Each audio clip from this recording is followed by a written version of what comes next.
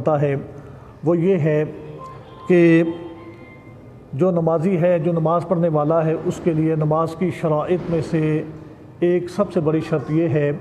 کہ نمازی جب نماز ادا کرے تو نماز ادا کرنے سے قبل نمازی کے جسم کا، کپڑوں کا اور اسی طریقے سے جس جگہ پر وہ نماز کو ادا کر رہا ہے ان کا پاک ہونا ضروری ہے۔ نمازی کے لیے یہ بھی ضروری ہے کہ نمازی کا جسم جو ہے یہ حد سے اصغر اور حد سے اکبر سے بھی پاک ہو۔ حد سے اصغر کہتے ہیں چھوٹی نجاست کو، اور حد سے اکبر کہتے ہیں بڑی نجاست کو۔ حد سے اصغر یعنی اگر بندے کے اوپر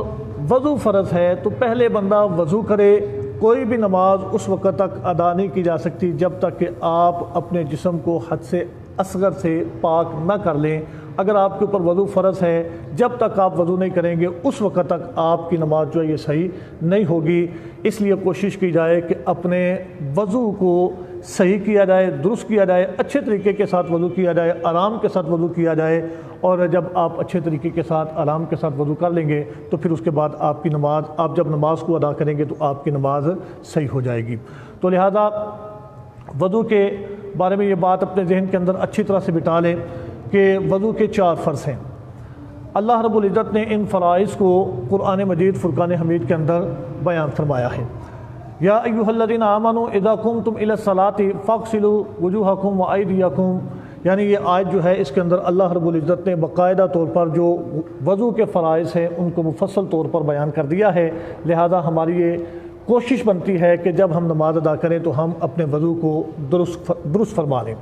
وضو کے اندر 4 چیزیں جو ہیں یہ فرض ہیں۔ سب سے پہلے تو یہ بات یاد رکھی جائے، فرائض اس کا حکم یہ ہوتا ہے، فرض کا حکم یہ ہوتا ہے کہ فرض میں سے اگر کوئی چیز رہ جائے تو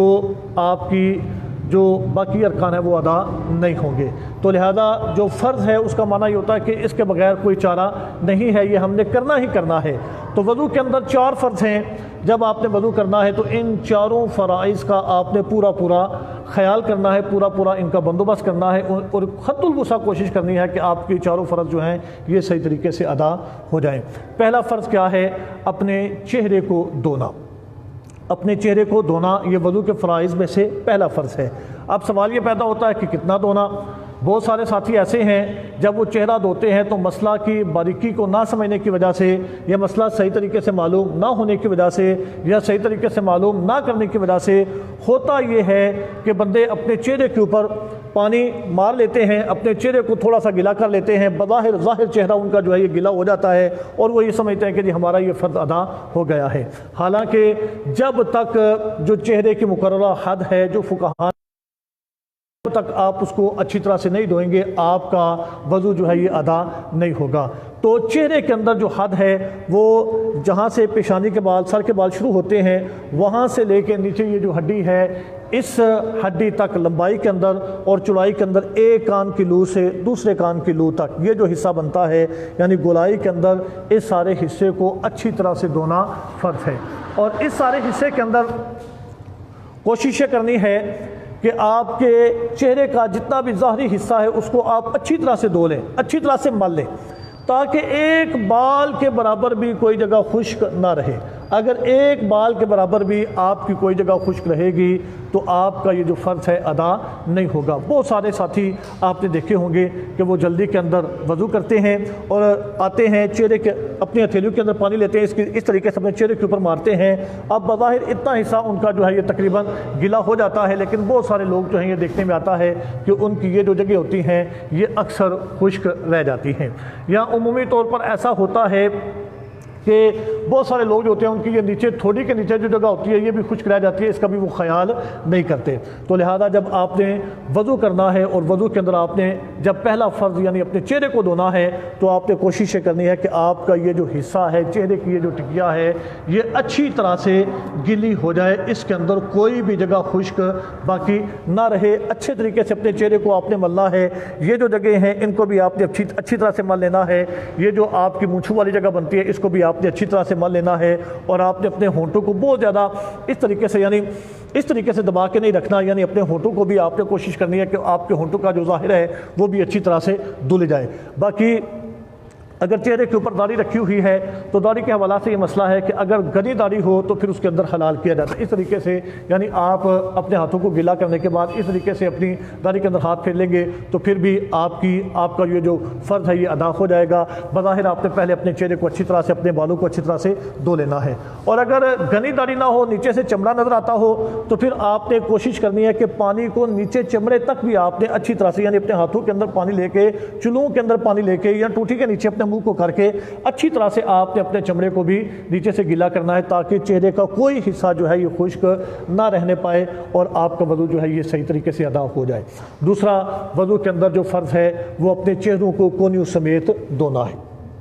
تو جب آپ وضو کریں تو کوشش کریں کہ اپنے ہاتھوں کو بھی اچھی طرح سے، دونوں ہاتھوں کو اچھی طرح سے ملیں، اور کوہنیوں سمیت، یعنی یہ جو کوہنیاں ہیں یہ بھی دھونے کے اندر شامل ہیں، آپ نے کوہنیوں سمیت یہاں تک کوشش کرنی ہے کہ آپ نے اچھے طریقے سے اپنے دونوں ہاتھوں کو، دونوں بازوؤں کو اچھی طرح سے دھو لینا ہے۔ اگر ہاتھ میں انگوٹھی وغیرہ ہے تو اس کو بھی حرکت دے لینی ہے۔ بعض دفعہ ایسا ہوتا ہے کہ انگوٹھی بڑی تنگ ہوتی ہے، انگوٹھی کے نیچے پانی نہیں پہنچ پاتا، تو کوشش یہ کرنی ہے کہ آپ نے انگوٹھی کو بھی حرکت وغیرہ دے لینی ہے تاکہ نیچے تک پانی پہنچ جائے اور اچھے طریقے سے آپ کا سارے جو عضو ہیں وہ اچھے طریقے سے آپ کے دھلے جائیں۔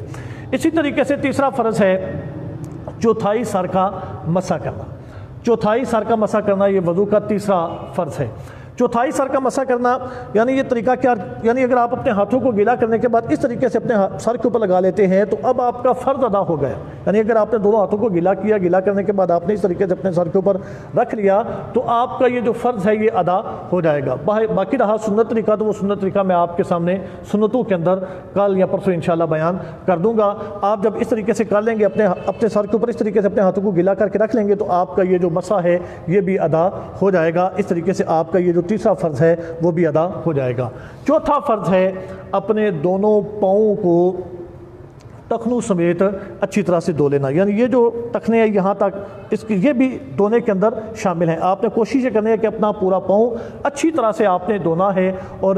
بعض دفعہ ایسا ہوتا ہے کہ دیکھنے میں اکثر یہ آتا ہے کہ بہت سارے ساتھی جب اپنے پاؤں کو دھوتے ہیں تو ان کے ٹخنے کے آس پاس کی جو جگہ ہے وہ اکثر خشک رہ جاتی ہے، تو آپ نے سستی کا مظاہرہ پاؤں دھونے کے اندر بھی نہیں کرنا۔ اپنی انگلیوں کے درمیان میں بھی آپ نے پانی کو اچھی طرح سے داخل کرنا ہے، اچھی طرح سے اپنے سارے عضو کو، یعنی دونوں پاؤں کو اچھی طرح سے آپ نے ملنا ہے۔ بعض دفعہ ایسا ہوتا ہے کہ موسم کی شدت کی وجہ سے یا جسم کے اوپر بعض دفعہ تری یا خشکی ہوتی ہے، تو اگر آپ صرف ٹوٹی کے نیچے اس طریقے سے پاؤں کرتے ہیں تو اس سے بھی جگہ جو ہے یہ تھوڑی سی خشک رہ جاتی ہے، یعنی پانی صحیح طریقے سے اپنی جگہ تک، سطح تک نہیں پہنچ پاتا۔ تو آپ نے اس ضمن میں پوری احتیاط کے ساتھ کام لینا ہے، ملنا بھی ہے اپنے سارے اعضاء کو، یعنی اپنے چہرے کو بھی اچھی طرح سے ملنا ہے، اپنے ہاتھوں کو بھی اچھی طرح سے ملنا ہے، اور اپنے پاؤں کو بھی اچھی طرح سے ملنا ہے، تاکہ آپ کا جو وضو ہے وہ مکمل ہو جائے، پورا ہو جائے۔ جب آپ اس طریقے سے وضو کریں گے تو انشاءاللہ العزیز آپ کا یہ جو فرض ہے یہ وضو کرنا یہ آپ کا ادا ہو جائے گا۔ وضو کے اندر 4 فرض ہیں، آپ نے بنیادی طور پر یہ بات یاد رکھنی ہے۔